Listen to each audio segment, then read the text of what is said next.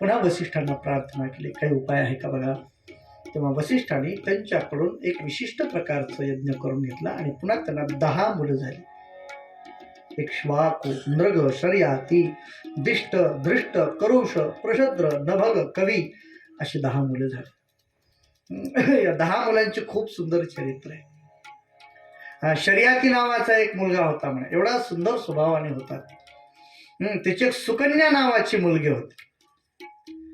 एकदा काय झालं, त्या सुकन्येला 7-8 वर्षाची सुकन्या मुलगी आपल्या वडिलांना निघालेलं बघितलं बाहेर, बाबा मला पण यायचं म्हणून. मग तिच्या काही मैत्रिणींना बरोबर घेतलं, काही दासदासींना बरोबर घेतलं. म्हणजे चला सगळेजण वनविहार करण्यासाठी जाऊ. राज्यातून बऱ्याच दूर अंतरावर एका जंगलामध्ये सगळेजण आले. पुढे घनदाट जंगल आहे म्हणून तिथं सगळ्यांना थांबवलं. त्यांच्यासाठी तंबू वगैरे तयार केले, देखरेखीसाठी काही सेवक वगैरे उभे केले आणि राजा पुढे घनदाट अरण्यामध्ये निघून गेला. त्या मैत्रिणी वगैरे सगळ्या खेळत होत्या. खेळता खेळता त्या सुकन्येने आजूबाजूला फिरता फिरता एक वारूळ पाहिला.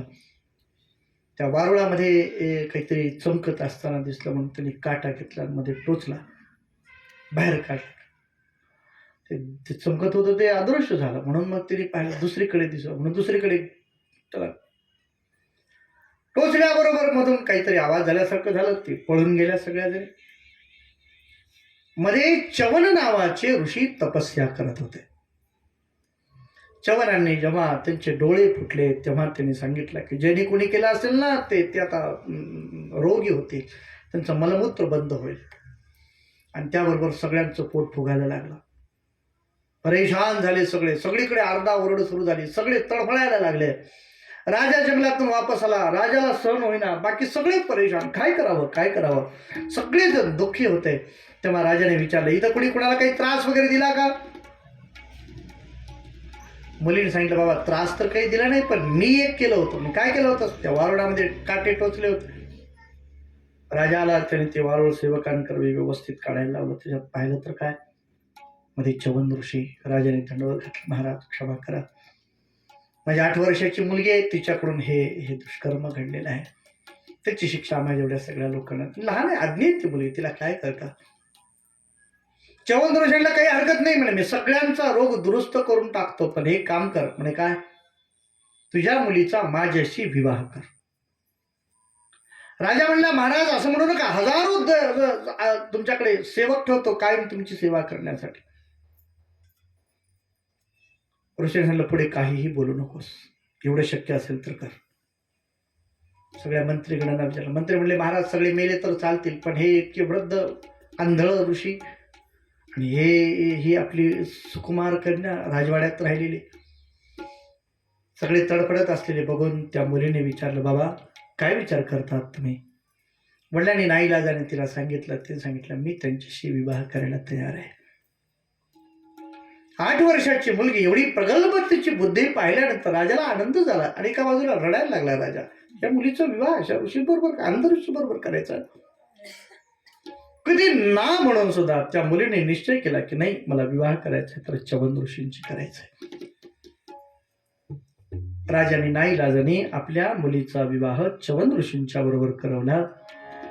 राजाने आपल्या मुलीला सांगितलं, बेटा तू काही काळजी करू नकोस, इथे एक मस्त महाल बांधून देतो तुला, सगळ्या प्रकारच्या सुखसुविधा करून देतो. ते म्हणलं, बाबा 1 मिनिट इकडे या थोडं माझ्याजवळ. काय बेटा, आपल्या जवळचे भरजरी वस्त्र अलंकार सगळे काढून दिले आणि 2 वल्कल धारण केले. सांगितलं, बाबा आता मी ऋषी पत्नी आहे, राजकन्या नाही.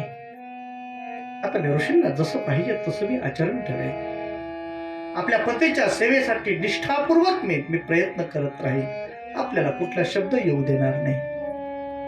मुलीचं हे बोलणं वागणं बघितल्यानंतर राजाला आनंद व्हायला लागला. काय आपली खरोखर कन्या.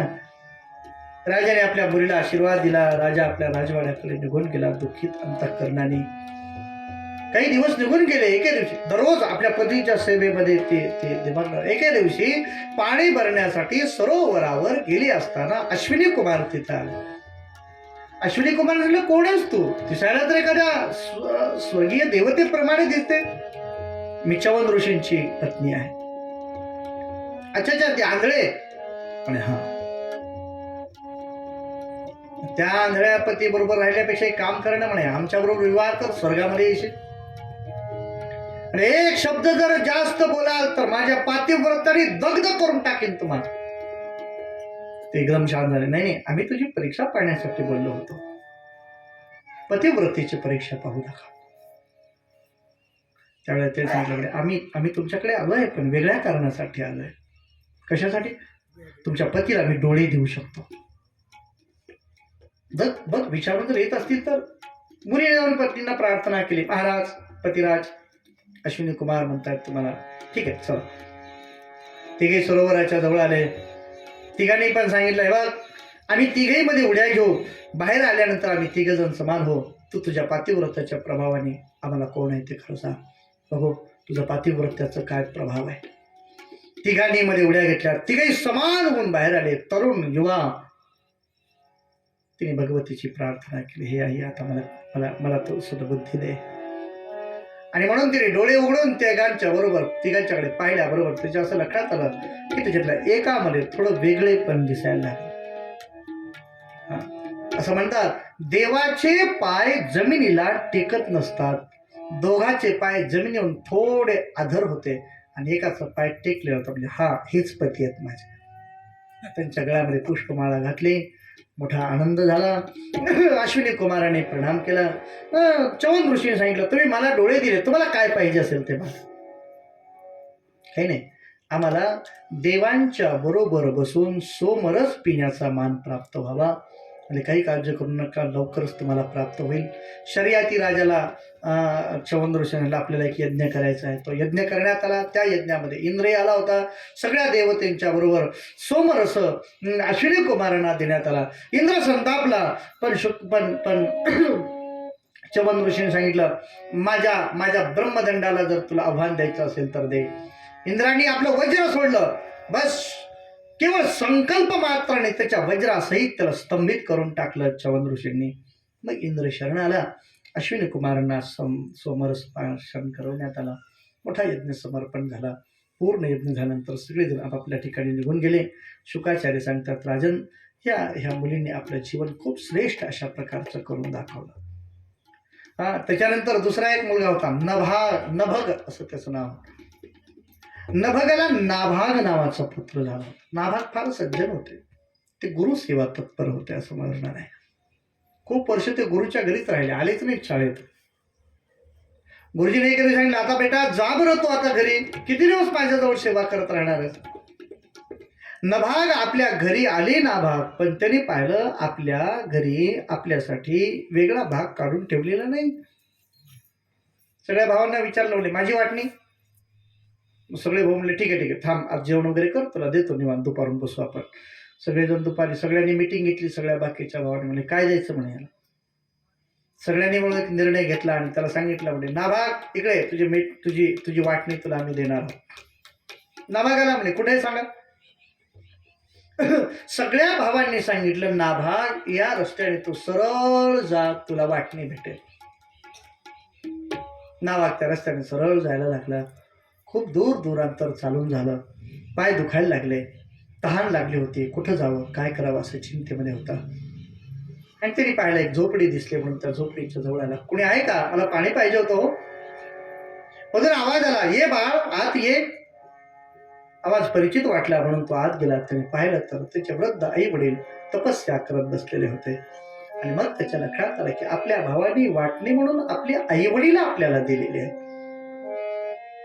त्याने सांगितलं, बाबा बस आजपासून तुमची सेवा हेच माझं व्रत आहे. वडिलांनी सांगितलं, अरे बाई चल, मी येतो तुझ्या भावांकडे, मी तुला वाटणी मिळवून देतो तुझी. नाही बाबा, जे द्रव्य, जे राज्य, जी प्रतिष्ठा, जे वैभव आपले जन्मदात्याला विसरून जात असेल त्याचा काय उपयोग आहे बरं. त्याच्यापेक्षा मी तुमची सेवा करत राहील. नाभाग आपल्या वडिलांची सेवा करत असताना एक दिवशी वडिलांनी सांगितलं, बाळ एक काम करतोस. हा बाबा बोला ना. इथून जवळ एक यज्ञ चालू आहे. अंगिरस गोत्रातले काही ऋषी लोक स्वर्ग कामासाठी यज्ञ करतात, पण दर 6व्या दिवशी त्यांचे मंत्र विसरून जातात. बरं, त्या काळात काही पुस्तकं नव्हती लिहून ठेवली. कसलं सगळ्यांना पाठ. बरं, मग यज्ञ थांबवून पुन्हा म्हणायला बसले की सगळं पाठ यायचं. पण ऐन वेळेला तिथं मात्र आठवायचंच नाही. आता काय करावं काय करावं असं काही वेळेला यज्ञ बंद पडला होता. पुन्हा त्याच्यातल्या काही जणांना आता आम्ही निश्चित म्हणून दाखवतो म्हणे, चला सुरू करू. पुन्हा यज्ञ सुरू करण्यात आला. नाभाग त्या यज्ञाच्या ठिकाणी आले. नाभागाने सांगितलं नाही मी कोण आहे काय. नाभागाने फक्त आजूबाजूची सेवा करावी. यज्ञाच्या बाजूचा परिसर झाडून घ्यावा, काही कंदमुळं आणून ठेवावेत, काही समिधा आणून ठेवाव्यात, अशी सेवा करत असे. इतर झालेल्या वेळेमध्ये त्या यज्ञाच्या बाहेर हात जोडून शांत बसत असे.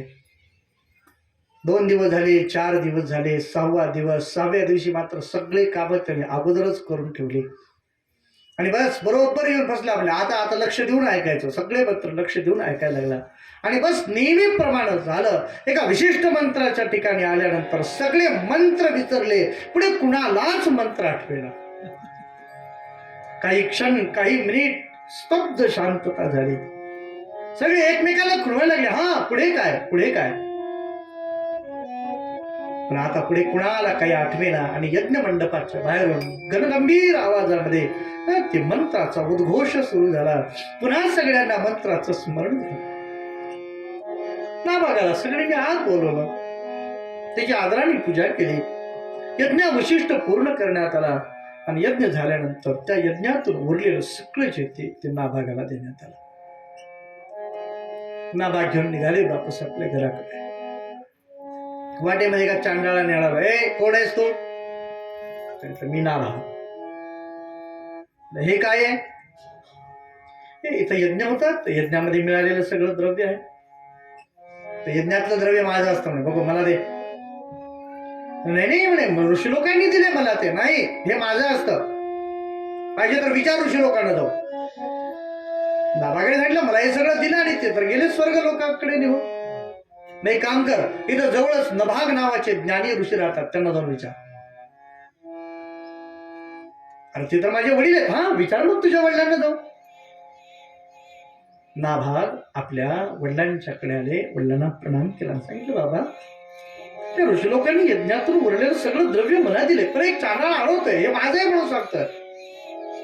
त्याच्यावर आपला अधिकार दाखवतोय तो. खरं सांगा बरं कुणाचं? वडिलांनी सांगितलं बाळ, तो चांडाळ नाही बरं, तो साक्षात शिव असला पाहिजे. कारण यज्ञामध्ये अवशिष्ट उरलेल्या द्रव्यावर शिवाचा अधिकार असतो. तो त्याचे पाय धर, तुझं कल्याण होत आहे. नाभागाने साष्टांग दंडवत घातलं भगवान शिवाला. शिव प्रसन्न झाले. शिव सांगतात, बाळ माझा आशीर्वाद आहे तुला, भरपूर सुखाने राज्य करशील. तुझ्या वंशामध्ये श्रेष्ठतम असे राजे प्राप्त होतील. एक श्रेष्ठ राजाने तुझा वंश पावन होऊन जाईल असा आशीर्वाद भगवान सदाशिवाने दिला. ते उरलेलं सगळं द्रव्य पण वापस दिलं. पुन्हा राजाला राज्यही प्राप्त झालं. मोठ्या आनंदाने राज्य करू लागला. याच नाभागाच्या वंशामध्ये भक्त श्रेष्ठ अंबरीश राजाचा जन्म होता. आपण एकादशी जी करतो ना, एकादशी ज्यांच्यामुळे ज्यांनी सुरुवात केली असं भाव आहे. साधारण द्वादशी नावाचं व्रत अंबरीश महाराज करत असत. त्यांचं एकादशी व्रत फार आपल्यासारखं नव्हतं बरं. आपल्याकडे एकादशी व्रत म्हणजे अशी पर्वणी असते खाण्याची. एकादशीला एवढं भेटायला लागलं ना अलीकडे, तर काय सांगावं तुम्हाला. एका एकादशीला भाकरी भाजी खायला लागलं मी. लोक म्हणले भाकरी भाजी कसं काय? मी म्हटलं भगरीची भाकरी आणि बटाट्याची भाजी म्हणजे दोन्ही चालत. परवा तरी एका ठिकाणी डोसे केले होते एकादशीचे. एकादशीचा शिरा, आता फक्त एकादशीची पूर्णाची पोळी यायची राहिली, ती कुठंतरी मिळेल असं वाटायला लागलं. बघू काय. आपली एकादशी वेगळी असते, पण राजाची एकादशी, हा राजाच्या एकादशीबद्दल फक्त एकच वाक्य सांगतो, तुमच्या लक्षात येईल त्याच्या एकादशीचं काय सामर्थ्य आहे. राजाच्या एकादशीच्या दिवशी राज्यातल्या स्त्रिया आपल्या लेकराला दूध सुद्धा पाजत नव्हत्या. आता बाकीच्या काय सांगावं. एवढं जर एकादशीच्या दिवशी करत असेल राजा, तर मग एवढी, मग आता मला सांगा, एक दिवसाचं कामच काय असतं? स्वयंपाक. स्वयंपाकामुळे भांडे, स्वयंपाकामुळे हे सगळं चूल, हे ते सगळं आलं. एखादं जेवायसाठी तर आपण सगळे दिवस रात्र प्रयत्न करतो. आता हेच नाही म्हणल्यानंतर बाकीचं काय काम? मग राजा करत काय होता? विठ्ठल आवडे प्रेम भाव, विठ्ठल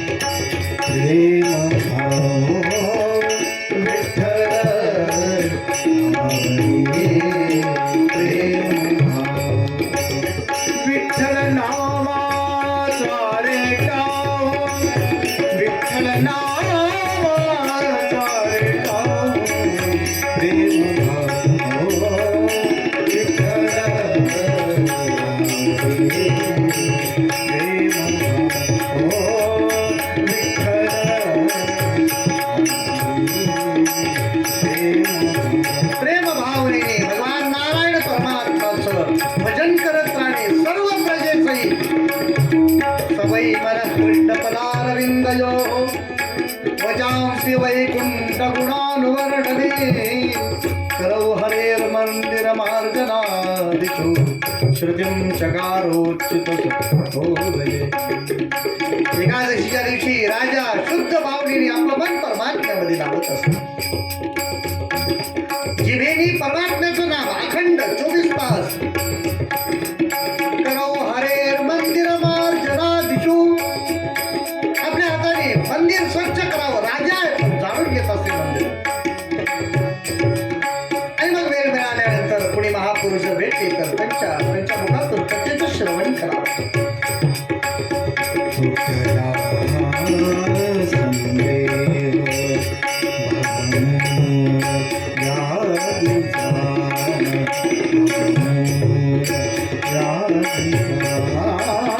विठ्ठल नामाचा रे गाव, विठ्ठल नामाचा रे गाव,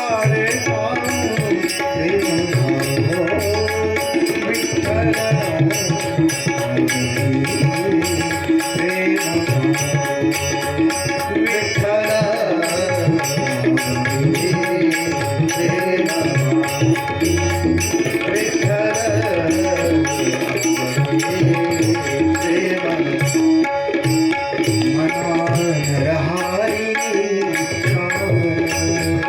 आपण तर नाव घेतो त्याच्याबरोबर सगळ्यांना भजन करायला लावतो. मला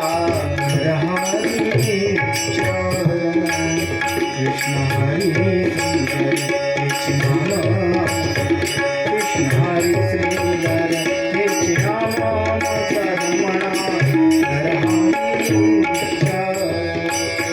संसार तरावया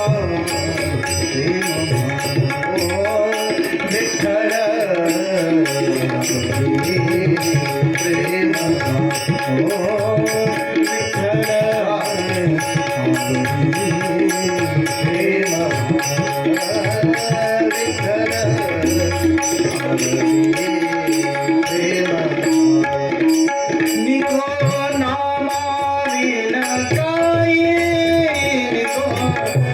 परमात्म्याच्या नामाशिवाय आता आमच्या मुखातून काही नाही, केवळ प्रभू चिंतन.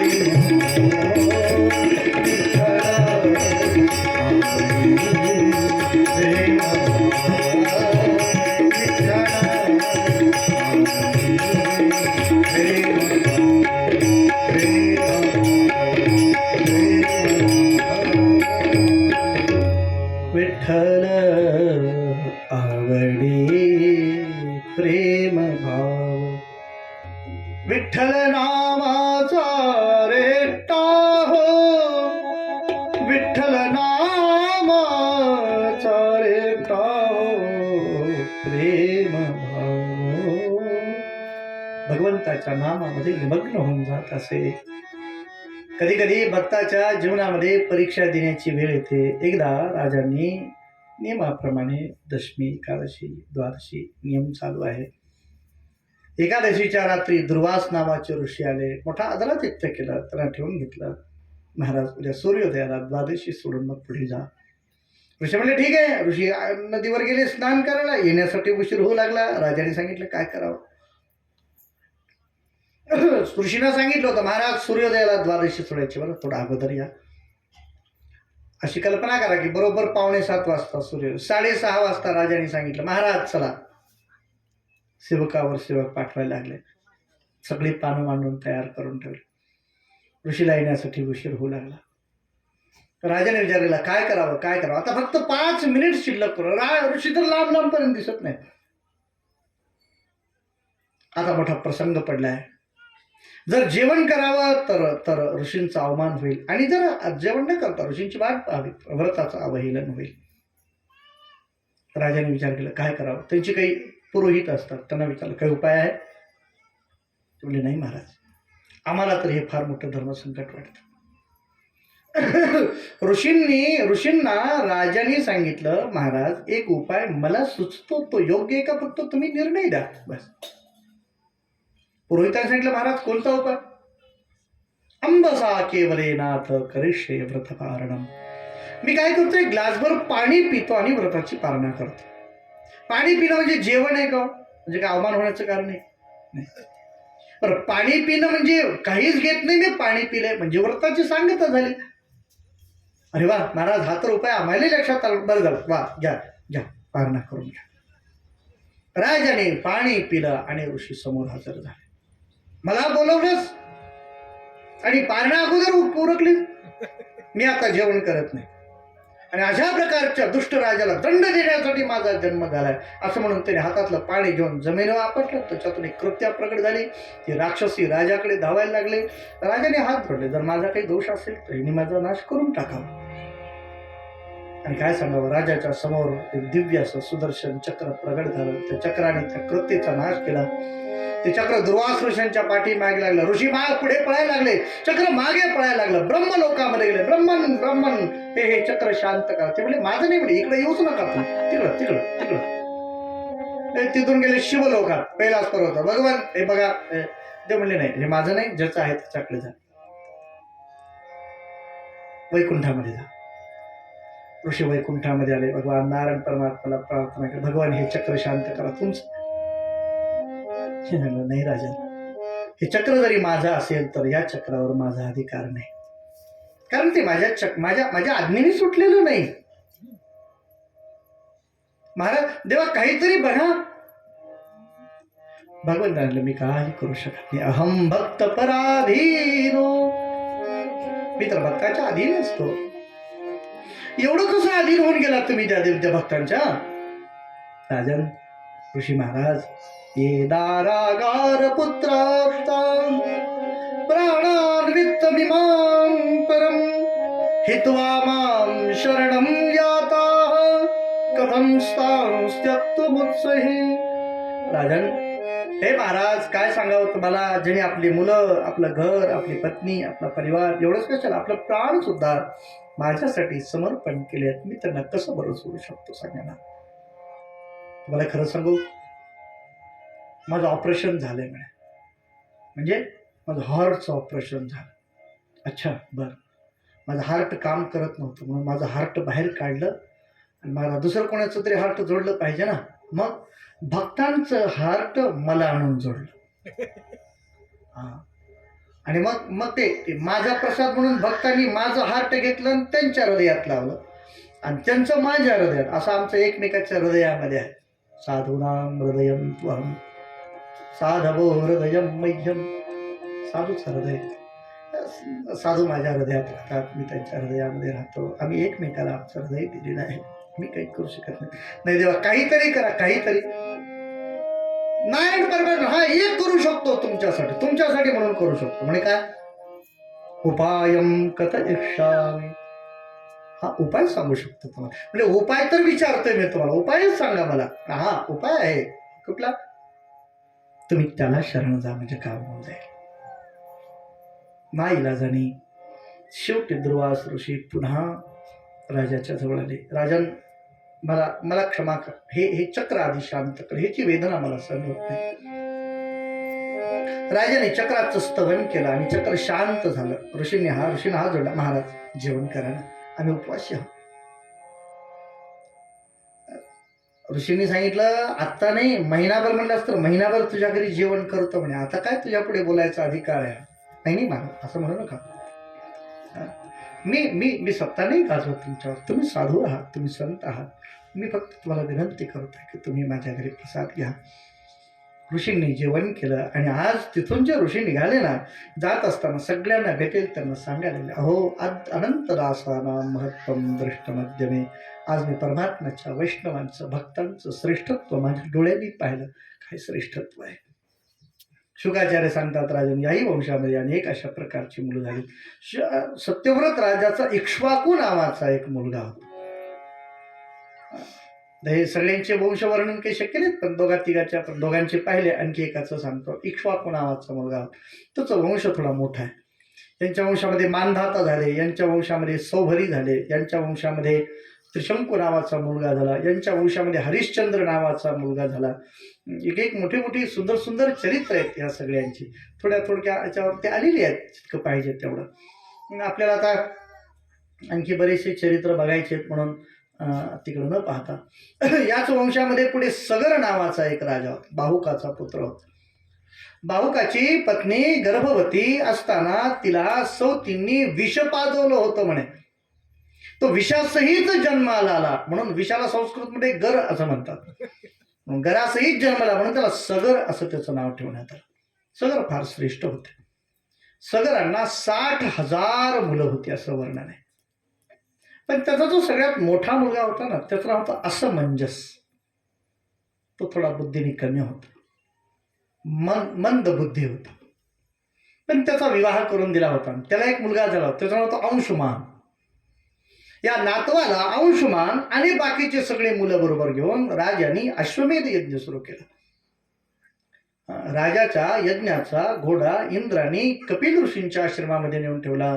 तो घोडा आणण्यासाठी जेव्हा हे मुलं गेली, तेव्हा त्या ऋषींच्या डोळे दिव्य चक्षुपुढे दग्ध झाले. मुलाच्या पायात काटा टोचला तर डोळ्यात अश्रू येतात आई वडिलाच्या. आता तर 60,000 मुलं जळून खाक झाल्यानंतर काय अवस्था झाली असेल सगर महाराज. सगराने पलंग धरला. यज्ञ अवशिष्ट तसाच राहून गेला. तरी सांगितलं, बाबा मी तुमच्या मुलांना जिवंत करू शकेन की नाही माहिती नाही, पण सद्गती प्राप्त करून देण्याचा मी पूर्ण प्रयत्न करेन असं म्हणून संकल्पित यज्ञ कर्म पूर्ण केलं. आणि मग ते पुन्हा गेले ऋषींच्या जवळ. ऋषी महाराज, आमच्या पूर्वजांचा, आमच्या काकांचा उद्धार करावा. सांगितलं, म्हणजे बेटा आता ह्यांच्यासाठी एकच उपाय आहे, आणि कुठला? गंगा जर भूतलावर आली तर त्यांचा उद्धार होऊ शकतो. अंशुमानने तिथून गंगेची घनघोर अशी तपस्या केली, खूप मोठी तपस्या केली. गंगा प्रसन्न झाली नाही. त्याचा मुलगा होता रघु. त्याने खूप काळपर्यंत भगवंताची खूप मोठी तपस्या केली, पण त्याच्याने सुद्धा गंगा प्राप्त झाली नाही. दिलीपांनी तपस्या केली, गंगा प्राप्त झाली नाही. दिलीपांनी तर 2 तपस्या केला. एक मुलासाठी तपस्या केली, गायीची सेवा केली, मग मुलगा झाला. आणि मुलगा झाल्यानंतर अवशिष्ट जीवन आता गंगेच्या तपस्येसाठी वडिलाच्या मागोमाग. दिलीपाच्या तपस्येने सुद्धा गंगा प्रसन्न झाली नाही. दिलीपाचा पुत्र होता भगीरथ. भगीरथाने मात्र आपल्या वडिलांनी तपस्येसाठी देह ठेवला आहे कळाल्यानंतर भगीरथ पुन्हा तपस्येसाठी निघाले. तपस्येची पराकाष्ठा केली भगीरथाने, आणि त्यांच्या भगीरथ प्रयत्नाला यश आलं. गंगा प्रकट झाली. गंगेने सांगितलं, बाळ मी येऊ शकेन, पण मी जर भूतलावर आले तर भित्वा यासे रसातलम, मी रसतळाला निघून जाईल. माझं कोणीतरी धारण केलं पाहिजे. मग भगवान परमात्म्यांना, सदाशिवांना प्रार्थना केली. शिवाने आपल्या मस्तकावर गंगेचा वेग धारण केला. एक छोटासा झरा खाली सोडला. तो घेऊन भगीरथ आपल्या पूर्वजांच्या पर्यंत आले आणि पूर्वजांना सद्गती प्राप्त करून दिली. भगीरथ महाराज यांची फार मोठी ऋण आपल्या सगळ्यांवर आहेत, कारण तेव्हापासून आजपर्यंत जन्माला आलेल्या प्रत्येक भारतीयांची अपेक्षा असते की माझ्या अस्थी गंगेमध्ये पडाव्यात आणि माझा उद्धार प्राप्त व्हावा. अनंत काळापर्यंत उद्धाराचं एक विशेष साधन भगीरथाने आपल्यासाठी प्रगट केलं. त्या भगीरथांना कोटी कोटी प्रणाम. त्याच वंशामध्ये पुढे अनेक प्रकारचे राजे झालेले आहेत. याच वंशामध्ये पुढे खटवांग झाले, दीर्घबाहू झाले, रघु झाले, रघुचा मुलगा पृथुश्रवा झाले. पृथुश्रवाला अज नावाचा पुत्र प्राप्त होतो. अज महाराजाच्या घरामध्ये दशरथ नावाचा पुत्र प्राप्त झाले. दशरथाचं वर्णन काय करावं. दशरथ महाराज शरयू नदीच्या काठावर एका दिव्य नगरीमध्ये राहत होते. त्यांचं सगळं चरित्र एकाच गीतामध्ये ऐका आणि मग पुढे चिंतन करू. शरयू तीरा वरी अयोध्या, शरयू तीरा वरी अयोध्या, मनु निर्मित नगरी अयोध्या, मनु निर्मित नगरी अयोध्या, मनु निर्मित नगरी. त्या नगरीच्या विशालतेवर उभ्या राहिल्या वास्तू सुंदर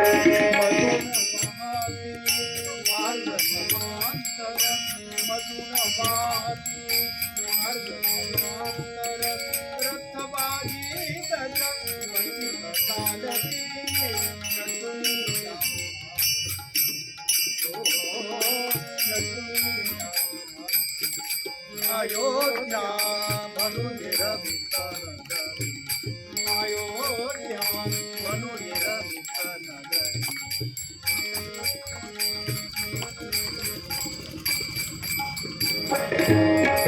घराघरावर रत्न तोरणे, अवती भवती रम्य उपवने. घराघरामध्ये रत्न तोरण होती, उपवन होती, अवती भवती रम्य उपवने. त्यामध्ये नृत्य गायन वगैरे सभा चालायच्या.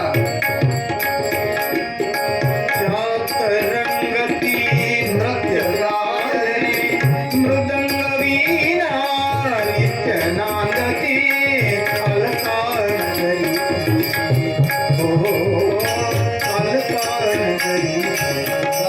अयोध्या मनु निर्मित नगरी, अयोध्या मनु निर्मित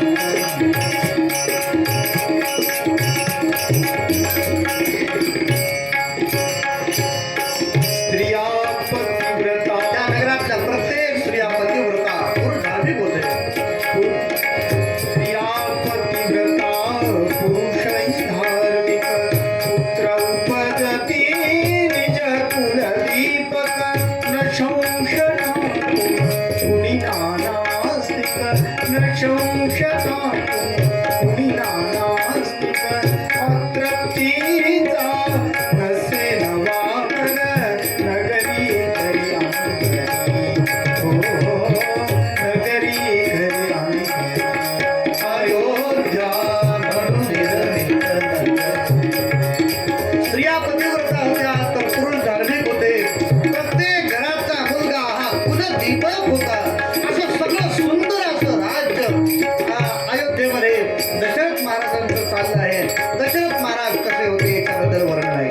विश्वाकुल दाती भूषण राजा दशरथ धर्मपरायण, त्या नगरीचे करितो रक्षण, त्या नगरीचे करितो रक्षण.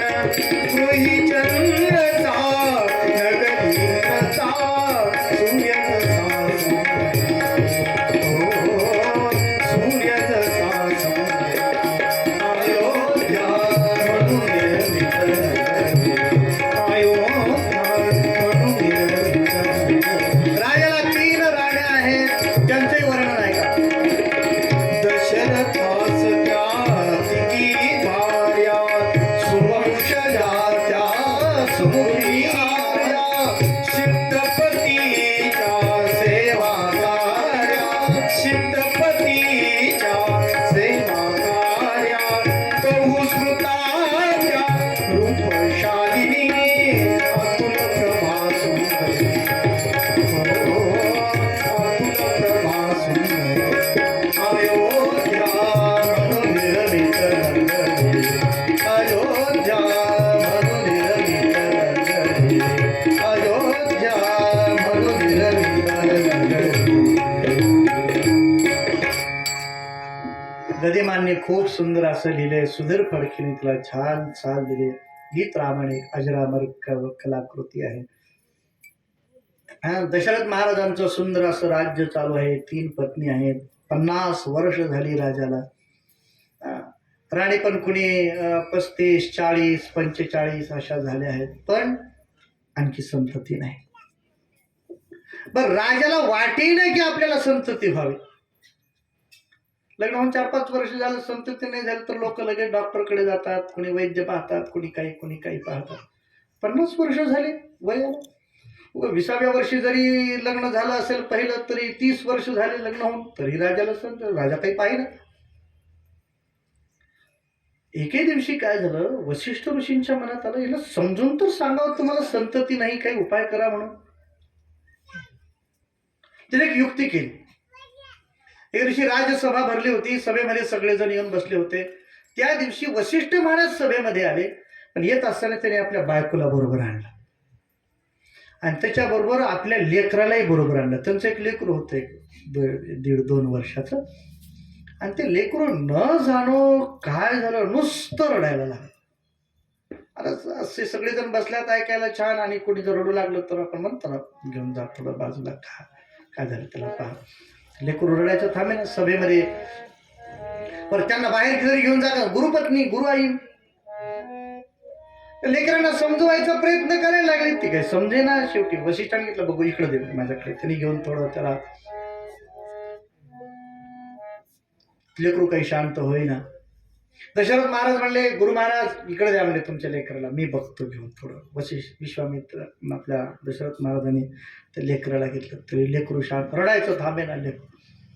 वैद्यांना वगैरे बोलवा. नाही म्हणले, वैद्याचा काही अडचण नाही, काही खायला प्यायला पाहिजे का, काही खेळणी दिल्या कौशल्याने वगैरे, लेकरू शांत होईल. शेवटी वसिष्ठांना राजाने विचारलं, दशरथाने, महाराज आता आईवडिलाला कळत असलं लेकराला काय झालं काय नाही, नेमकं झाले काय तुमच्या लेकराला, एवढं रडायला लागले लेकरू. वसिष्ठ म्हणले, खरं सांगू महाराज. हा सांगा ना. नाही म्हणे, पोरग रडायला याच्यासाठी ते म्हणायला लागले, बाबा तुम्ही गुरु आहात, मी कुणाचा गुरु हो म्हणून रडायला लागला. राजा म्हणला, मला कळालं नाही. अहो महाराज, मी तुमचा गुरु आहे ना. म्हणे, हा, माझ्या मुलाला कोणीतरी शिष्य पाहिजे की नाही, तो कुणाचा त्याचा शिष्य कोण होईल. मग महाराज, अच्छा, म्हणजे मला मुलगा व्हावा, म्हणजे मला मुलगा नाही. एवढं का दुर्लक्ष झालं असेल बरं राजाला. त्याचं कारण आहे, राजा प्रजेतल्या प्रत्येक व्यक्तीवर अपत्यासारखं, मुलासारखं प्रेम करत होता. राजाला वेगळा कोणी मुलगा असावा अशी आजपर्यंत अपेक्षा झाली नव्हती. आता मुलगा होण्यासाठी काय करावं लागेल. वसिष्ठ ऋषी म्हणले, मी सांगतो ना, एक यज्ञ करू. एक सुंदर अशा प्रकारचा यज्ञ करण्यात आला. त्या यज्ञामध्ये अनेक प्रकारचे ऋषी लोक बोलवण्यात आले, शृंगींना बोलवण्यात आलं. सुंदर असा यज्ञ झाला. यज्ञामध्ये अग्नी नारायणाने प्रसाद राजाला दिला. तो प्रसाद सगळ्यांनी सेवन केला. तिन्ही राण्यांना यथाकाल गर्भधारणा झाली. चैत्र मास शुक्ल पक्ष नवमीच्या दिवशी बरोबर दुपारी 12 वाजता राम जन्मला ग सखे, राम जन्मला, राम जन्मला ग सखे, राम जन्मला, राम जन्मला ग सखे, राम जन्मला, राम जन्मला ग सखे, राम जन्मला. कौसल्या राणी उघडलो चले, विपुल जाय माय स्वतः पुत्र दर्शने. ओघळले आसु सुखे कंठ दाटला, ओघळले आसु सुखे कंठ दाटला. राम जन्मला, राम जन्मला, राम जन्मला.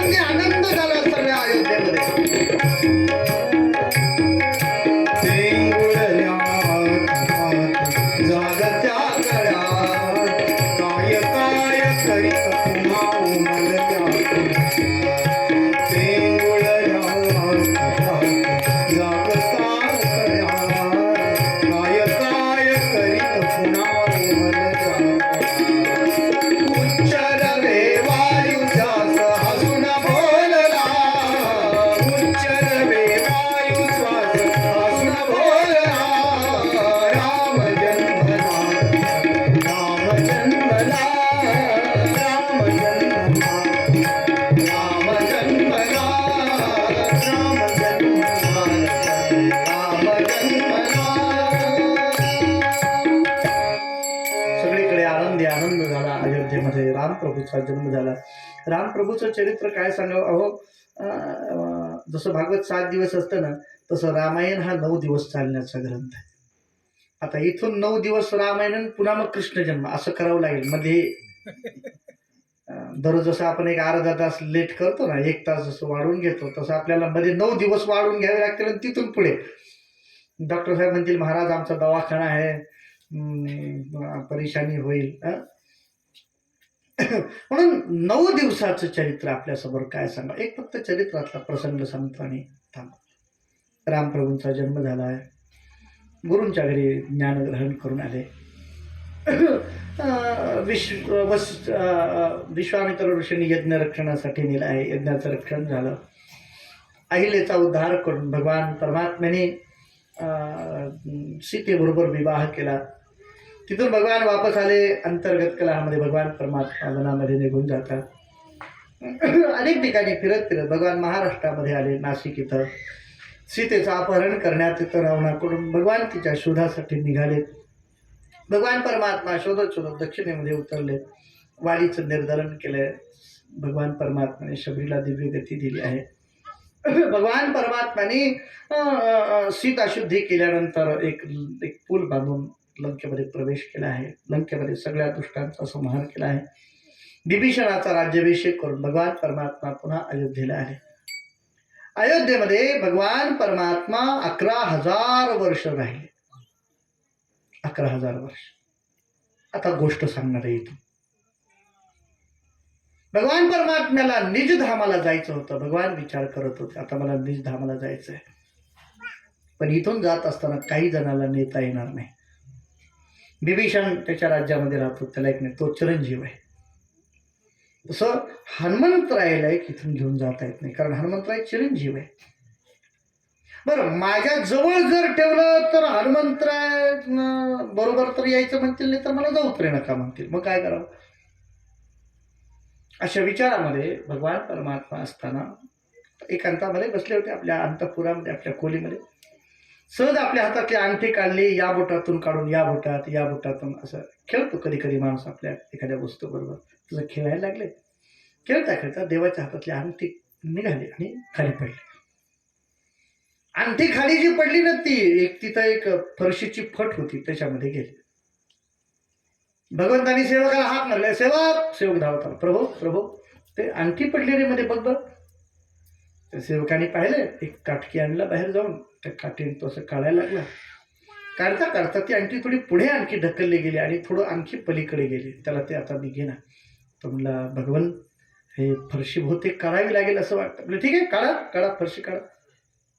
लगेच ते कुदळ वगैरे आणले, खोदलं, त्याला फरशी काढली.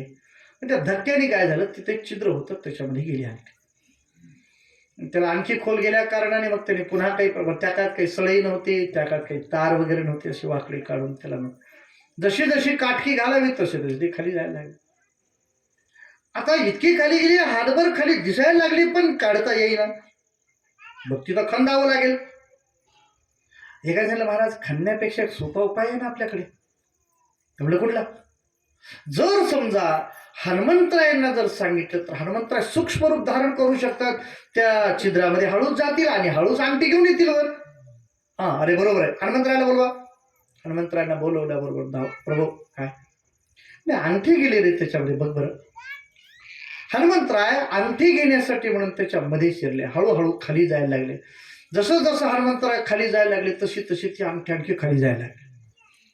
एवढ्या खाली गेली, एवढ्या खाली गेली अंगठी की हनुमंतराय सारखं मागे पळतायत आणि ती अंगठी खाली खाली खाली जाते. शेवटी एक वेळ अशी आली की अंगठी धडालकन टुपकली खाली. हनुमंतराय म्हणले, हा आता सापडले. हनुमंतराय पण धडालकन खाली आले. पाहिलं तर तिथे एक महाल होता. त्या महालामध्ये शेकडो लोक बसले होते. त्याच्यावर समोरच्या बाजूला एक कोणीतरी एक पुरुष बसलेला दिसला. त्यांनी पाहिलं, कोण असेल बरं. त्याचे ते फणा वगैरे दिसले. लक्षात आलं हे कुठले तरी नाग लोक वगैरे दिसायला लागला. कोण प्रणाम केला. म्हणजे मी वासुकी, आपण. म्हणजे मी हनुमंतराय. बरोबर, कसं काय आला होता. म्हणले, हो मी अयोध्येमधून आलो आहे. आमच्या प्रभूची अंगठी खाली पडली म्हणून आलो होतो. मग इथं पडली का. म्हणजे हां, घ्या घ्या, कुठे बघा. तरी पाहिले आजूबाजूला अंगठी दिसत नाही, कारण अंगठी टुपकली आणि एका बाजूला अशी उताराच्या वगैरे ते लोंढगळत निघून गेले. पलीकडे खोली होती. हनुमंतराव म्हणले त्या खोलीत गेले. हा घेऊन घ्या. हनुमंतराव त्या खोलीमध्ये गेले आणि पाहिलं तर तिथे एक अंगठीचा ढीग होता. हनुमंतराव म्हणले एवढ्या अंगठ्या? जाऊ दे, आपल्याला काय करायचंय, फक्त आपली एक राम नाम अंकित अंगठी घेतली की बस. म्हणून हनुमंतराव गेले. त्यांना समोरच अंगठी दिसली, उचलली. पाहून ती अंगठी हातात घेत होते तेवढ्यामध्ये दुसऱ्या एक अंगठीकडे लक्ष गेलं. त्याच्यावरही राम असंच दिलं होतं ना, अशीच होते. दोन्ही अंगठ्या घेऊन पाहिल्या तर दोन्ही सेम अंगठ्या, काहीच फरक नाही. हनुमंतराव म्हणले मला माहिती आहे रामाची अंगठी तर इतकी सारखी दिसते. मी आज बुद्धिमत्तांवर इष्ट आहे, पण मला भ्रम पडलाय कोणती अंगठी करी. पण खोटी तर घेऊन जाणं योग्य नाही ना. म्हणून तिने पुन्हा दुसरीकडे पाहिलं तर तिथे एक तशीच अंगठी होती. हनुमंतरावने सगळ्या अंगठ्या पाहिल्या, सगळ्याच्या सगळ्या अंगठ्या सारख्या होत्या, रामनामांकित अंगठ्या होत्या. आता मात्र विचार करा, म्हणजे काय भानगड असेल बरं हे. शेवटी त्यांनी विचार केला, चला आपण आता महाराजांनाच विचार. बाहेर आले आणि नागराज वासुके, माझा प्रश्न आहे. म्हणजे काय, इथं सगळ्या अंगठ्या पडल्या, त्या सगळ्या सारख्याच दिसतात, सगळ्यावरच राम नामांकित दिसतात. हो, मग ही आत्तामांच्या प्रभूची जी राम नामांकित अंगठी पडली ती कोणती आहे, तुम्ही मला देऊ शकाल का? तर म्हणजे महाराज एक सगळ्याच रामाच्या अंगठ्यातनं जे पाहिजे असेल ते घ्या. असं कसं होईल, पण एकच पडली होती ना, तीच पाहिजे ना मला. तर मला खरं सांगू तुम्हाला, सगळ्यात पहिल्यांदा एक अंगठी वरून पडली त्यावेळेला रामप्रभूंनी मला असं सांगितलं होतं, युगायुगामध्ये प्रत्येक कृतयुगामध्ये मी अवतार धारण करत असतो आणि मला जेव्हा वैकुंठाला जायचं असतं तेव्हा हनुमंतराय तिथून नकोत, म्हणून त्यांना मी खाली पाठवत जाईन अंगठी आणायला. आणि ते आणायला आले की बस त्यांना ही अंगठी येत, तोपर्यंत मी तिकडे निघून जातो, म्हणजे मला काही प्रॉब्लेम नाही. म्हणजे तुम्ही अंगठी आणायला खाली आला, भगवान गेले वैकुंठाला. अरे म्हणे आता काय होईल? हनुमंतरायांना दुःख झालं. वासुकी सांगितलं, एक काम करा महाराज. म्हणजे काय, पहिल्यांदा जेव्हा रामप्रभूंनी मला सांगितलं होतं तेव्हा असं सांगितलं होतं, या अंगठीला हनुमंतरायाला हातात घ्यायला सांगा, त्याच्यावर जे नाव आहे ते वाचायला सांगा आणि वर जाऊन कलियुगातल्या अन्य सगळ्या युगातले जे कोणी भक्त येतील त्यांना त्या नामाचा उपदेश कर, अशी आज्ञा माझी आहे असं सांगा. बाकी दुसरं मला काही म्हणणं नाही, असं भगवंतांनी तेव्हा मला सांगितलं होतं. आताही तेच सांगतो, ती अंगठी पहा, त्या अंगठीवर जे लिहिलं आहे ते सगळ्या वैष्णवांना सूर्य चंद्र असेपर्यंत उपदेश देत राहा, ही रामाची आज्ञा आहे. हनुमंतराने प्रणाम केला, त्या अंगठी तशीच ठेवली. तिथून वर आले. आल्यानंतर प्रत्येकाला हनुमंतराने हेच सांगावं, काय, श्रीराम प्रभूंचं संकीर्तन. कलीवरून तरुण जाण्याचा जर उपाय जर कोणी असेल तर हरेर नामैव नामैव नामैव गतिरन्यथा, भगवंताच्या नामाशिवाय दुसरी गती नाही. आणि त्यातल्या त्यात ज्या गोंदवल्याच्या जवळ राहतात तिथं तर रामनामाशिवाय काय गती.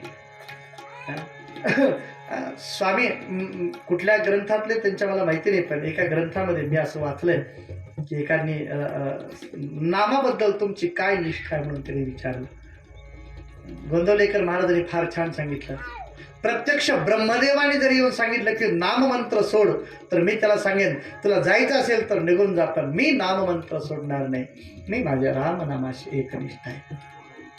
एवढं रामनामावर प्रेम करणारे महाराज आपण त्यांच्या जवळ राहता. आपण सगळेजण मिळून थोडा वेळ भगवंताचं भजन करू.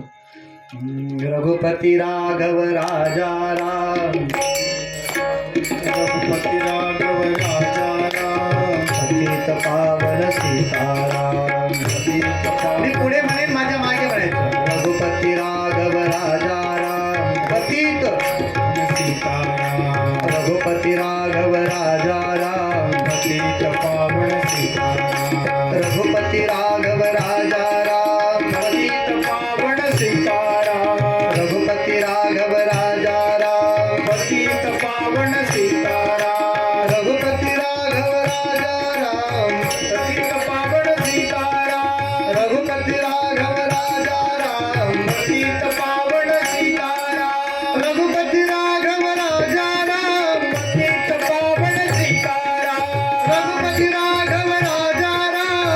पतित पावन सीताराम रघुपती राघव राजा राम पतित पावन सीताराम सत्संगांचा सुगंध राम पतित पावन सीताराम त्रिभुवन तारक आहे राम पतित पावन सीताराम श्रद्धा जेथे तेथे राम पतित पावन सीताराम शांती जेथे तेथे राम पतित पावन सीताराम सगुण सुंदर सीताराम पतित पावन सीताराम कैवल्याची मूर्ती राम पतित पावन सीताराम जेथे मंगल तेथे राम पतित पावन सीताराम कर्तव्याची मूर्ती राम पतित पावन सीताराम दुःख निवारक आहे राम पतित पावन सीताराम सकल सुखाचा सागर राम पतित पावन सीताराम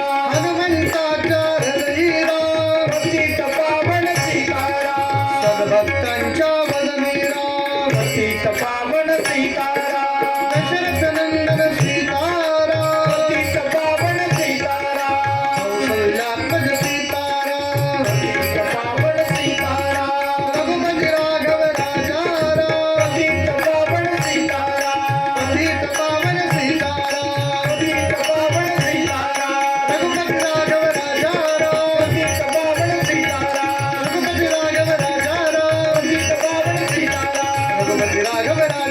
पतित पावन सीताराम रघुपती राघव राजा राम पतित पावन सीताराम रघुपती राघव राजा राम पतित पावन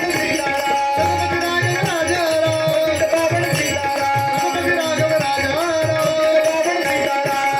राजा राम पावन सीताराम रघुपती राघव राजा राम पतित पावन सीताराम रघुपती राघव राजा राम पतित पावन सीताराम रघुपती राघव राजा राम पतित पावन सीताराम राजा रामचंद्र भगवान की जय.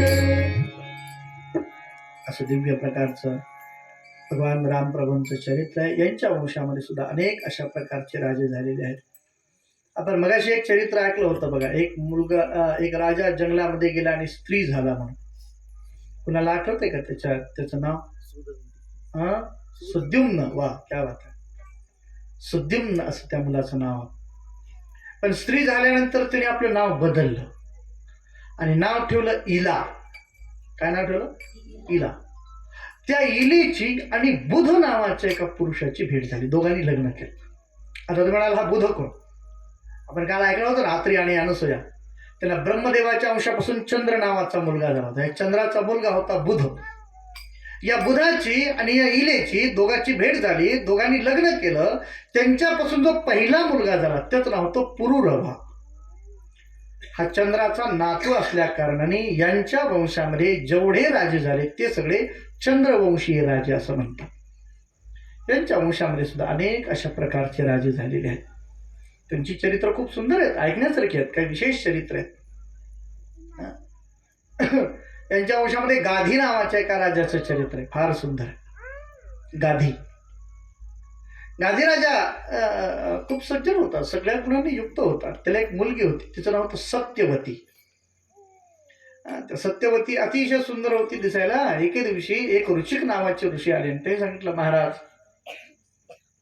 राजाने त्यांचा आदराच तिथे, या महाराज कशासाठी आला होता? ऋषिक ऋषीने सांगितलं, माझी इच्छा आहे की तुझ्या मुलीबरोबर लग्न करायचं आहे. राजा म्हणला, मी राजा आहे, तुम्ही ऋषी आहात. बरं, नाही म्हणावं तर शाप वगैरे देऊन टाकतील, परेशानी आहे. बरं, द्यावं तर आपली राजवंशामध्ये राजसुखामध्ये वाढलेली मुलगी आहे, ती जाऊन त्या जंगलामध्ये कशी राहील, तिला हे सगळं कसं सहन होईल? राजासमोर मोठं संकट पडलं. राजा सांगितलं, म्हणा मला ठीक आहे देतो, पण माझी अट आहे. म्हणजे कुठली? मला 1000 श्यामकर्णी घोडे आणून द्या, मी तुम्हाला माझी मुलगी देतो. आता 1000 श्याम म्हणजे ज्याचे कान काळे आहेत असे घोडे किती पाहिजे? 1000. असा एक घोडा मिळत नसतो, तो अश्वमेध यज्ञ करण्यासाठी लागणारा घोडा असतो. आणि असे 1000 घोडे द्यायचे कुठं? म्हणजे राजाची कल्पना अशी की ऋषी घोडे हुडकत निघून जातील, तोपर्यंत आपल्या मुलीचं कुठेतरी लग्न करून टाकू, महाराज उशीर झालं लग्न म्हणून. अशी राजाची कदाचित आयडिया असावी, विचार असावा.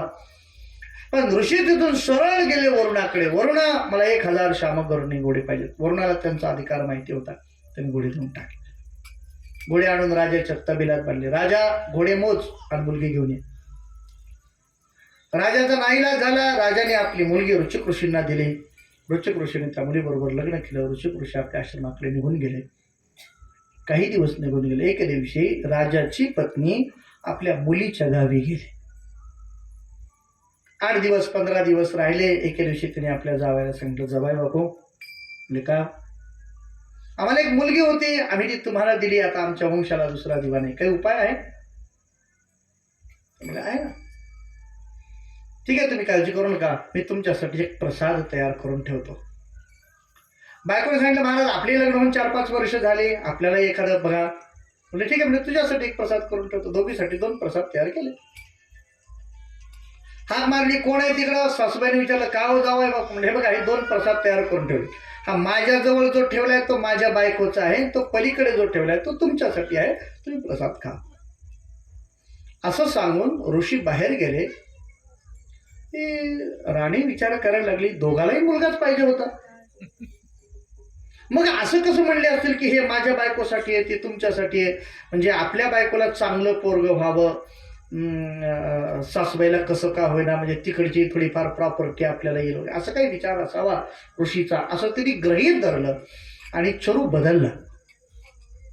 आपला प्रसाद तिने मुलीला दिला आणि मुलीचा प्रसाद आपण खाल्ला. ऋषीने विचारल्यानंतर म्हणजे, खाल्लास का प्रसाद? बायको म्हटलं, हो खाल्ला. कोणता खाल्ला?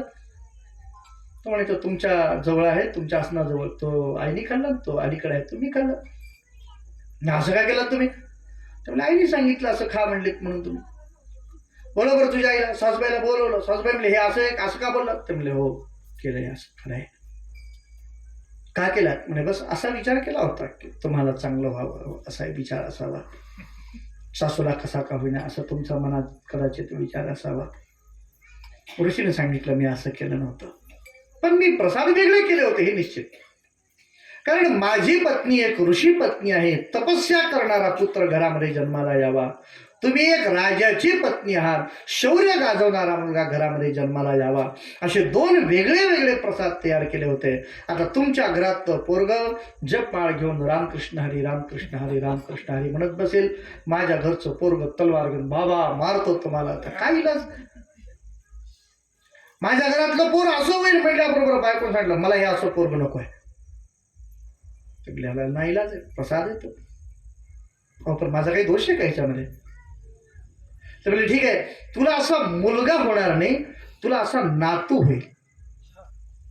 म्हणून ऋषींना जो पुढे मुलगा झाला त्या प्रसादाने, त्याचं नाव जमदग्नी असं ठेवण्यात आलं. जमदग्नी क्रूर नव्हते, पण थोडे रागीट होते. पण जमदग्नींना जी 4 मुलं झाली, त्याच्यातला जो 4थ्या क्रमांकाचा मुलगा होता, तो या प्रसादाचं फल होता. त्याचं नाव ठेवलं होतं राम. हातामध्ये नेहमी एक कुऱ्हाड राहायची. कुऱ्हाडीला संस्कृत मध्ये म्हणतात परशु, म्हणून त्यांना सगळेजण परशुराम म्हणत. हा एक भगवंताचा अवतार आहे. बोला परशुराम भगवान की जय. भगवान परशुराम लहानपणापासून आपल्या आई वडिलांवर फार प्रेम करत. असं एके दिवशी वडिलांनी सांगितलं, आईला काहीतरी काम सांगितलं होतं, त्याच्यामध्ये तिच्याकडे दिरंगाई होते. वडिलांनी बोलवलं मोठ्या पोला, इकडे रे. म्हटलं काय? आईचे शिरच्छेद करून टाक. तो म्हटलं, बाबा पहिलं जर दैवत कोण असेल तर मातृदेवो भव असं शास्त्र सांगतं. मी उभा राहायचं बाजू. दुसऱ्या मुलाला वेगळे रे, आईचा शिरच्छेद कर. दुसऱ्या मुलगा शांत राहिला, त्याला सांगितलं बाजूला उभा राहा. तिसऱ्या मुलाला बोलवलं, तोही शांत राहिला. चौथ्यांदा परशुरामाला बोलवलं. राम म्हणजे, बोला बाबा. आईचा शिरच्छेद करून टाक. रामाने आपला परशु घेतला, विचार न करता शिरच्छेद करून टाकलाय. वा, प्रसन्न झालं. म्हणजे 3 भाऊ उडू उठले. 3 भावांचे शिरच्छेद केले. वडील प्रसन्न झाले. वा, काय पाहिजे ते मार. काही नाही म्हणले, चौघांनी पुन्हा उठवा. मी काही मारले हे त्यांच्या लक्षात सुद्धा राहू नये. बस पुन्हा सगळ्यांना उठवलं. काय हुशार आहे सर. मला वाटलं अविचारातून मारलाच. नाही बाबा, तुमचा क्रोध शांत कसा करायचा हे मला माहिती आहे, आणि तुमची तपस्या काय हे मला माहिती आहे, म्हणून सांगितलं मी. वडिलांनी आशीर्वाद दिला, तू चिरंजीव होशील बा. एके दिवशी राजाच्या ऋषींच्या आश्रमामध्ये सहस्त्रार्जुन नावाचा राजा आहे. राजाला ऋषींची गाय आवडली, तो घेऊन जात होता. गायी त्याचं अपहरण करत असताना, गाय कामधेनू होते, तिने त्याचा पराभव करून टाकला. त्याचा राग मनामध्ये राहिला आणि म्हणून सहस्त्रार्जुनाच्या मुलांनी येऊन परशुराम घरी नसताना शिरच्छेद केला जमदग्नींचा. आणि मग त्याने दुष्ट क्षत्रियांचा नाश करण्यासाठी आपल्या हातामध्ये परशु धारण केला. 21 वेळेला पृथ्वीने क्षत्रिय केले, म्हणजे दुष्ट लोकांचा नाश करत राहिले. आणि सगळ्यात शेवटी जेव्हा त्यांनी समंत पंचकावर आपल्या पितरांचं संतर्पण केलं, पण मात्र सगळी पृथ्वी त्यांनी कश्यपाला दान देऊन टाकले, तपस्या करण्यासाठी शांत झाले. शुकाचार्य सांगतात, राजन, हा भगवंताचा एक विशेष अवतार होता. आता इकडं काय झालं तर सासूबाईकडे, त्यांना मुलगा झाला ना, त्याचं नाव ठेवलं होतं विश्वामित्र.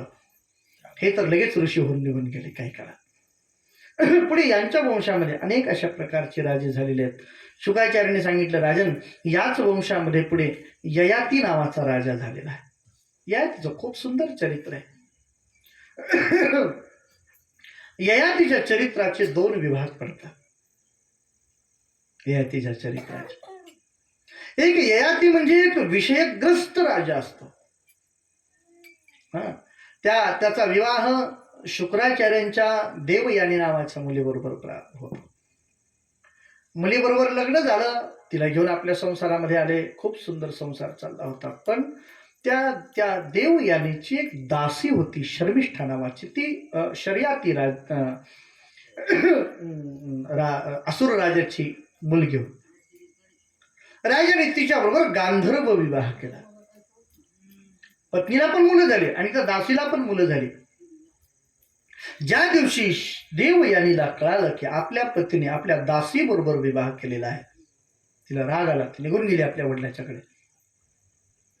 वडिलाला जाऊन सांगितलं, माझे पती म्हणजे त्याला काही बहुतेक मला वाटतं हे सगळीकडेच वाक्य, कशाला आपण पुन्हा म्हणा, आमच्या ह्यांना असं एक वाक्य म्हणे, ते तिने म्हणलेलं असं बहुतेक पहिल्यांदा, बरं असं वाटतंय मला.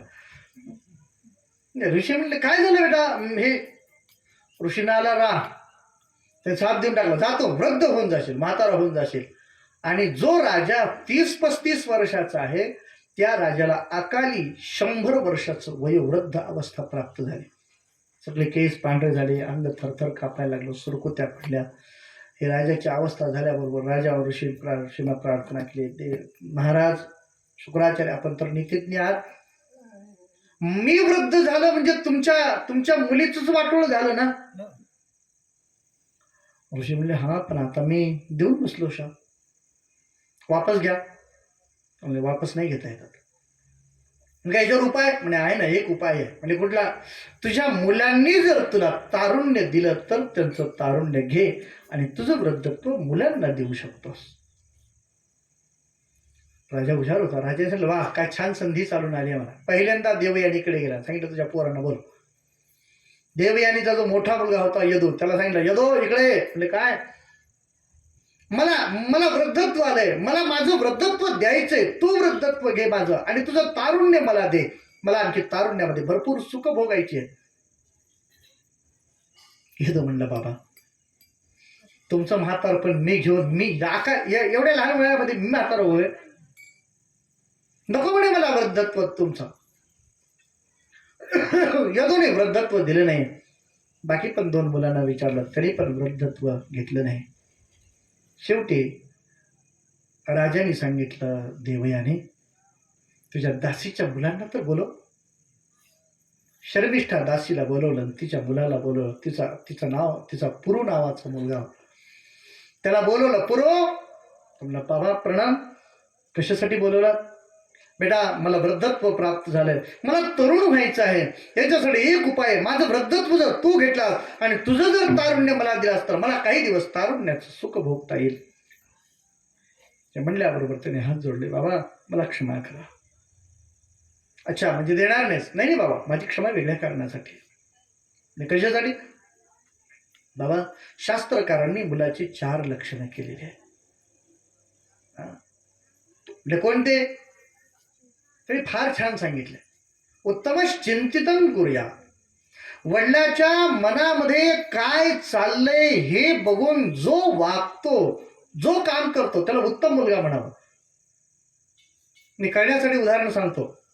दुपारची वेळ आहे, 4 वाजलेत. वडिलांना चहा घ्यायची इच्छा झाली. वडिलांनी लगेच शर्ट वगैरे घातला आणि बाहेर जाऊ लागले. तेवढ्यात पोराने विचारलं, बाबा तुम्ही दूध आणायला चाललात ना? म्हणलं हो. बघू इकडे द्या पैसे, मी घेऊन येतो. बसा तुम्ही. पोराने पैसे घेतले, जाऊन दूध आणलं, तिला आईच्या हातात चहा केला. वडिलांनी सांगितलं का हा उत्तम मुलगा म्हणावा. प्रोक्त कार्य तो मध्यमा. वडिलांनी सांगितलं बेटा दूध घेऊन ये रे, मला चहा प्यायचा, माझे पाय दुखायला लागलेत, बाहेर जायला नको. बरं ठीक आहे भाऊ, द्या इकडे द्या. सांगितल्याप्रमाणे गेलं, आणून दिलं. वडिलांनी चहा पिला. तृतीयो अश्रद्धया कुर्या. एका वडिलाला असं चहा प्यायचा होता. त्याने पोराला बोलवलं, ए इकडे रे पांडू. म्हणजे काय थोडं दूध घेऊन येतोस काय? माझ्यानं आणणं होत नाही. अरे माझे पाय दुखायला लागलेत रे, जायला लांब आहे, तिथपर्यंत कधी जात बसू. जा की 2 मिनिटात जाऊन येतो. नाही नाही, माझ्यानं जाणं होत नाही. जा रे बेटा जा, मला फार त्रास व्हायला लागलाय. तुम्हाला सांगितलेलं कळत नाही का? जात नाही मी. अरे जा रे बेटा, मी कधी टीव्ही बघितले की तुम्हाला बघूच देऊ वाटत नाही. बघा द्या इकडं. 7:30 लागली माझ्या मागे. बघ पैसे घेतले, आणलं, घ्या प्या आता चहा. बस आदळलं बाबाच्या समोर. केलं की नाही काम? काम केलं, पण कसं केलं? अश्रद्धया कुर्या. आणि अकर्तोश्चरितम पितो. तुम्हाला प्या वाटलं तर प्या, नाही तर न प्या, मरा, माझं काही घेणं देणं नाही, माझ्यानं होत नाही. हे आपलं पाप जन्माला आलंय असं समजावं. असे 4 पुत्र असतात. बाबा मी क्षमा याच्यासाठी मागतो आहे की तुम्हाला मला हे सांगण्याची वेळ आली. तुमच्या मनात काय चाललंय ते बघून मी लगेच म्हणाल, बाबा माझं घ्या तारुण्य, द्या तुमचं वृद्धत्व म्हणायला पाहिजे होतं, पण एवढं मला होता आलं नाही. मी तुमचा उत्तम पुत्र होऊ शकलो नाही, याच्याबद्दल मला क्षमा करा. द्या मला तुमचं तारुण्य. आपलं तारुण्य देऊन वृद्धत्व घेतलं. ययातिराजाने अनेक वर्षपर्यंत आपल्या तारुण्याचं सुख भोगलंय. आणि मग शेवटी त्याच्या लक्षात आलं की हे असं नाही. कितीही जरी सुख भोगत राहिलो तरी सुद्धा मनुष्याचं इंद्रिय, मनुष्याचं मन तृप्त होण्याची शक्यता नसते. तेव्हा त्याने आपलं तारुण्य पुन्हा आपल्या मुलाला देऊन टाकलं. आणि आपलं जे वृद्धत्व होतं ते पुन्हा आपलं वृद्धत्व घेऊन तपस्या करण्यासाठी निघून जायला निघाले. पण जात असताना त्याने काय केलं माहिती आहे का? आपला जो दासीचा मुलगा होता पुरू, त्याला राजगादीवर बसवला. आणि आपल्या पत्नीचा जो मुलगा होता त्याला मात्र राज्यातून बहिष्कृत करून टाकलं. म्हणजे यदू तिथून निघून गेले आणि पुरू हा त्या राज्याचा अधिपती झाला. शुकाचार्य सांगतात, राजन याच पुरूच्या वंशामध्ये पुढे अनेक अशा प्रकारचे राजे झाले. याच वंशामध्ये पुढे कौरव झाले, पांडव झाले, तुझे वडील आजोबा याच वंशामध्ये झाले. याच वंशामधून पुढे तुझा मुलगा जन्मेजय आदी काही राजे लोक होतील, असं वर्णन शुकाचार्यांनी केलं. आणि मग शुकाचार्यांनी सांगितलं, राजन जो यदू नावाचा जो बहिष्कृत केलेला मुलगा होता तो तिथून जो निघाला ना, तो सरळ फिरत फिरत फिरत तो मथुरेमध्ये आला, जिथं भोज कुळातले लोक राज्य करत होते. भोजवंशातले लोक राज्य करत होते. यदू महाराज तिथं आल्यानंतर त्याने अनेक प्रकारची सत्कार्य तिथं केली. ते पराक्रमी पण होते, शस्त्र चालवणारे पण होते, मंत्री पण होते, सगळी पद्धतीने भूषवणारे होते. त्यांच्या गुणाच्या योगाने सगळ्यांनी त्यांना तिथंच ठेवून घेतलं. यदूचा वंश त्या मथुरेमध्येच वाढला. यदू वंशामध्ये अनेक अशा प्रकारचे शूर पुरुष झालेत. यांच्यामध्ये श्रेष्ठ अशा प्रकारचा एक आनकदुंदुभी नावाचा वसुदेव नावाचा पुत्र होतो. वसुदेवाचं वर्णन काय करावं, ज्यांच्या घरी साक्षात भगवान परमात्मा अवतीर्ण होणार आहे. वसुदेवांना 8 पत्नी होत्या. त्या सगळ्या कंसाच्या चुलत बहिणी होत्या. त्यातल्या 7 बहिणींची लग्न झालीत. आणि 8वीला विचारलं तुला कसे पती पाहिजेत, ते सांगितलं मला वसुदेवांशीच लग्न करायचं आहे. म्हणून 8व्या मुलीचा विवाह सुद्धा वसुदेवांच्या बरोबर ठरवण्यात आला. एक मुहूर्त काढण्यात आलं. त्या मुहूर्तावर वसुदेवांचा आणि देवकीचा विवाह झाला. खूप सुंदर असं लग्न समारंभ करून दिला. आणि हे सगळं करायला पुढाकार कंसाचा होता. नाही लोकांना जेव्हा कळालं की कंसाने एवढं केलं, इतकं आनंद झाला. लोक काय कंस चांगला आहे, भागवतामध्ये असं वर्णन आहे की कंसाने आपल्या बहिणीला हुंडा म्हणून जे काही रथ दिले त्याच्यामध्ये 10,000 सोन्याचे रथ दिले होते. मग आता पैसे वगैरे किती दिले असतील व कल्पना करून बघा. हे सगळं बघितल्यानंतर जेव्हा ते रथ घेऊन जायला लागले ना, सारथ्य केलं कंसाने. सगळ्या बायका म्हणायला लागल्या, देवा पुढच्या जन्मी कंसासारखा एक एक्स्ट्रा भाऊ दे बाबा आम्हाला.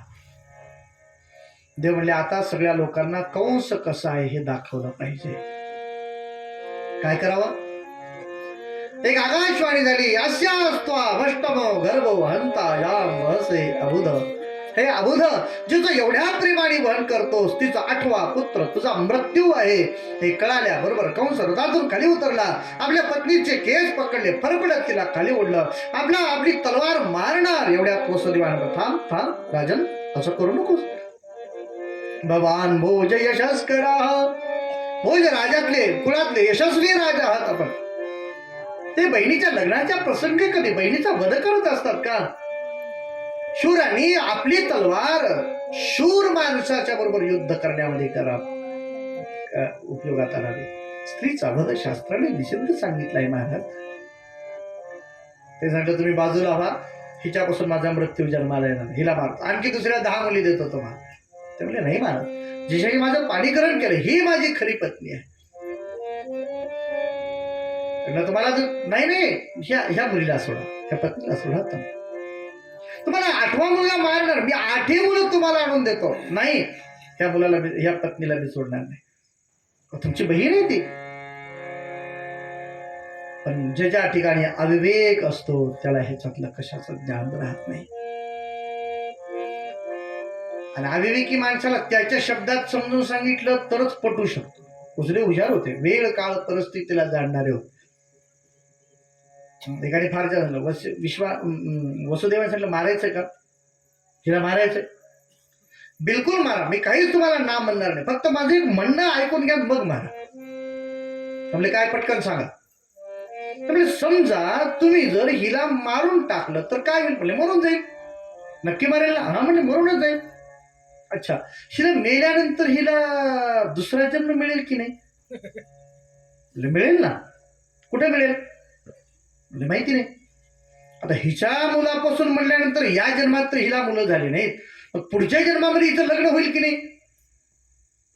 कंस म्हणला, हा होईल ना. मग हिला 8 मुलं होऊ शकतील की नाही?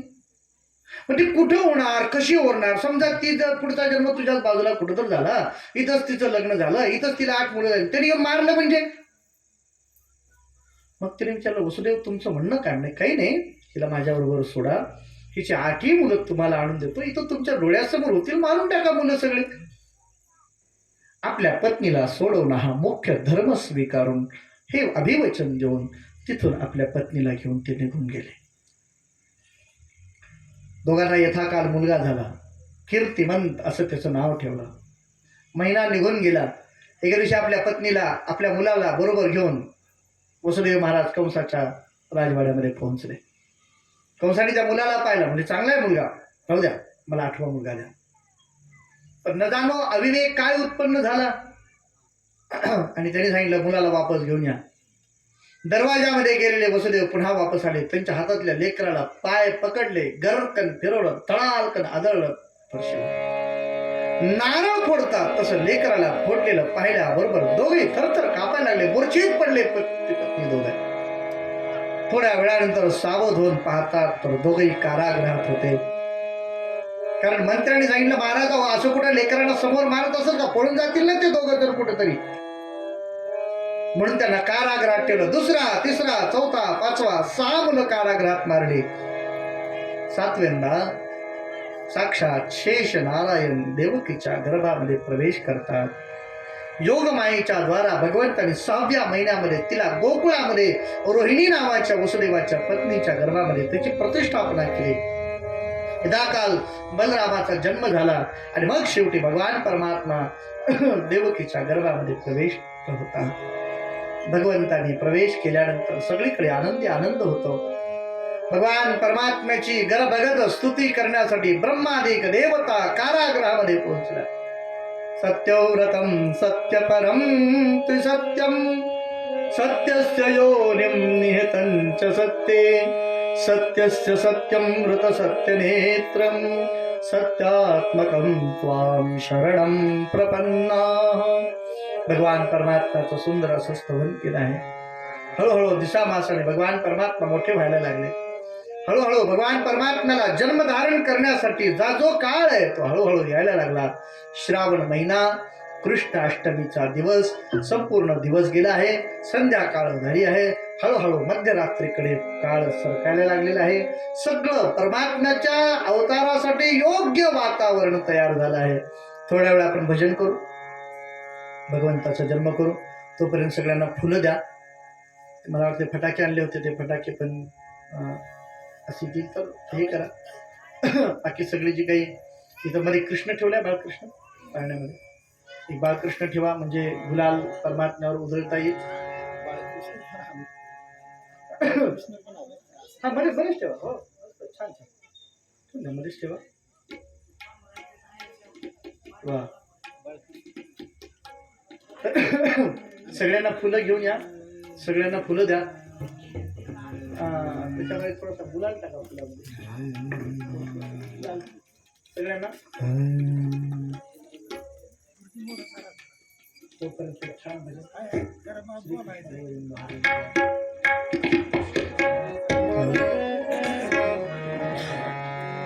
श्री कृष्ण गोविंद हरे मुरारे हे नाथ नारायण वासुदेव.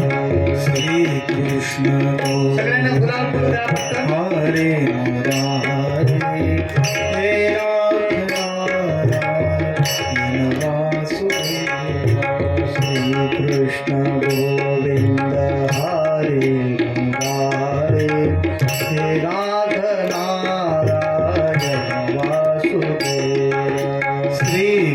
सगळ्यांनी टाळी वाजवायचं, मोठ्याने म्हणायचं आहे हरे पुन्हा घ्या.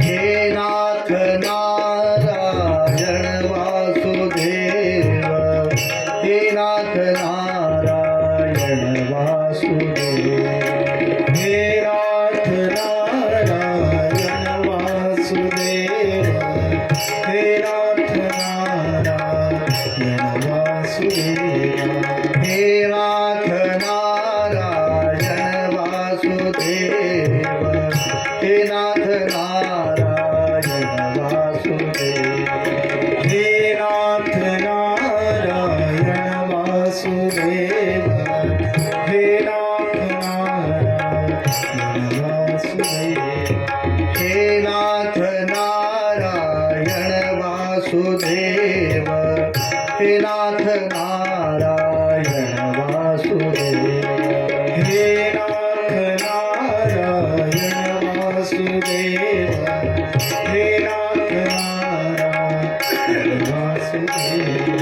श्री कृष्ण गोविंद हरे मुरारे हे नाथ नारायण वासुदेव.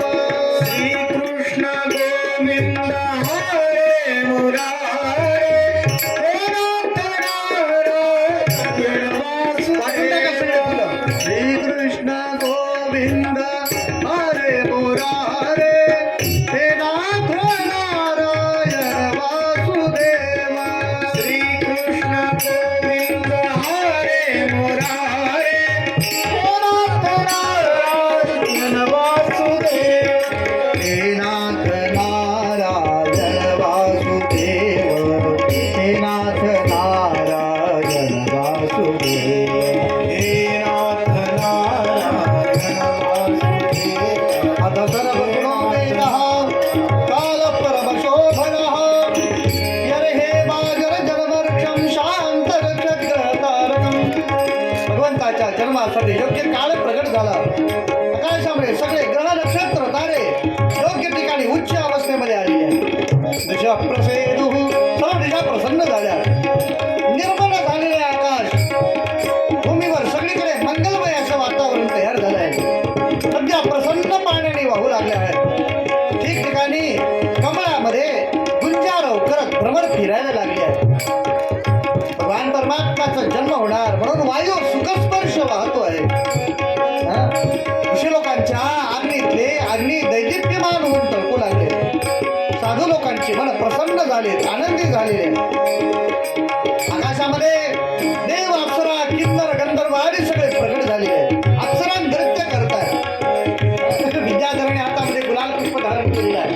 गंधर्व गायन करतायत. अनेकांनी वाद्य वाजवायला सुरुवात केली. जे तम उद्भूते जायमाने जनार्दने देवत्यां देवरूपिणां विष्णुस्तरवद्भाषिणः आग्रासी तदाप्राप्तं ऋषींद्रिय पुष्करः.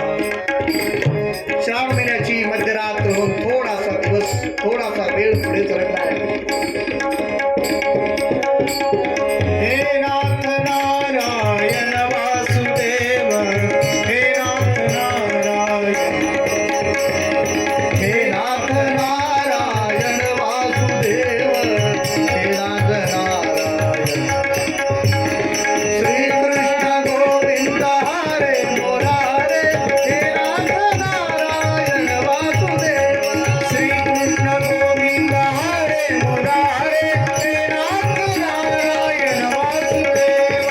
श्रीकृष्ण गोविंद हरे मुरारे, हे नाथ नारायण वासुदेव. श्रीकृष्ण गोविंद हरे मुरारे, हे नाथ नारायण वासुदेव. श्रीकृष्ण रात्री 12 वाजता मुरारे, हे नाथ मथुरेच्या कारागृहामध्ये वसुदेव देवकीच्या समोर भगवान परमात्मा दिव्य रूपाने प्रगट झाले आहेत. सगळ्यांनी पुष्पाची वृष्टी करून परमात्म्याचा जय जयकार केला. गोपाल कृष्ण भगवान की जय. गोपाला गोपाला देवकी नंदन गोपाला गोपाला गोपाला देवकी नंदन गोपाला वसुदेव नंदन गोपाला गोपाला नंदनंदना गोपाला नंदनंदना गोपाला गोपाला गोपाला देवकी नंदन गोपाला गोपाला गोपाला देवकी नंदन गोपाला गोपाला गोपाला देवकी नंदन गोपाला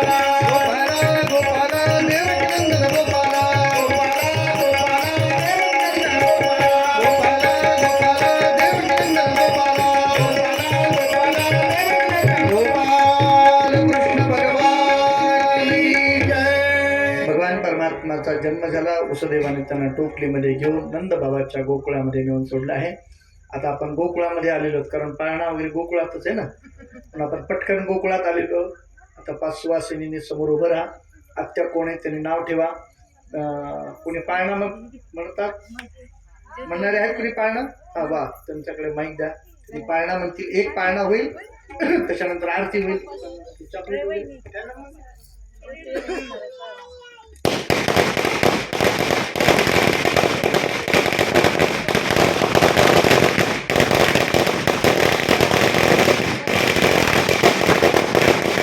गोकुळामध्ये भगवान परमात्मा आल्यावर फटाके वगैरे वाजले नाही. आनंद आनंद.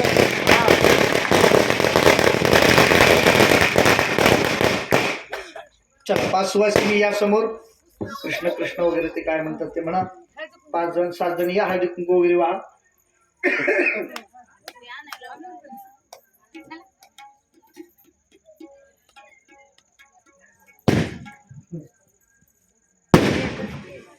तोपर्यंत पाळणा म्हणायला सुरू करायचं.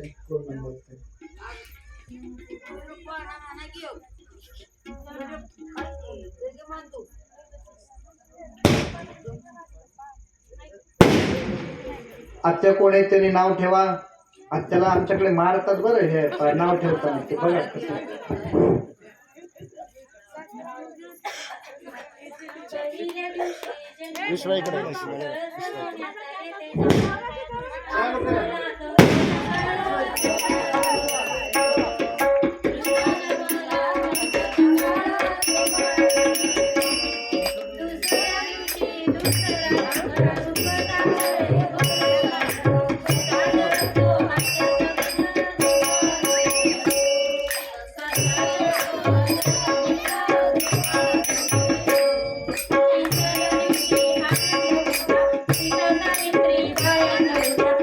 Thank you.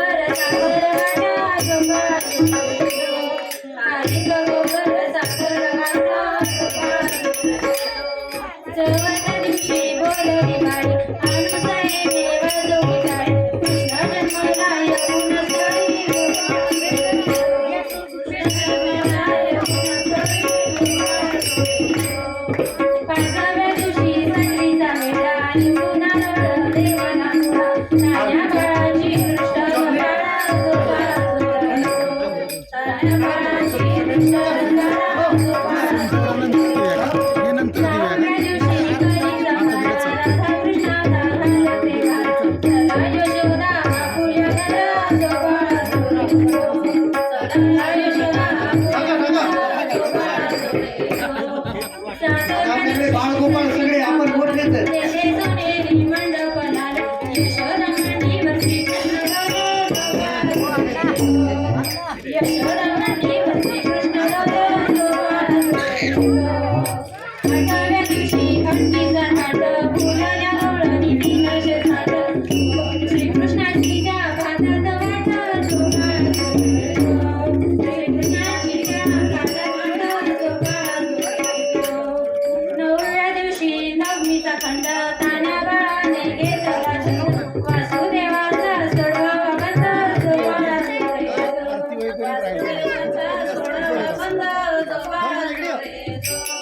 दहाव्या दिवशी दहावीची रात्री 33 कोटी देव मिळून माणिक मोती उतरून टाकली जो बाळ जोरे जो.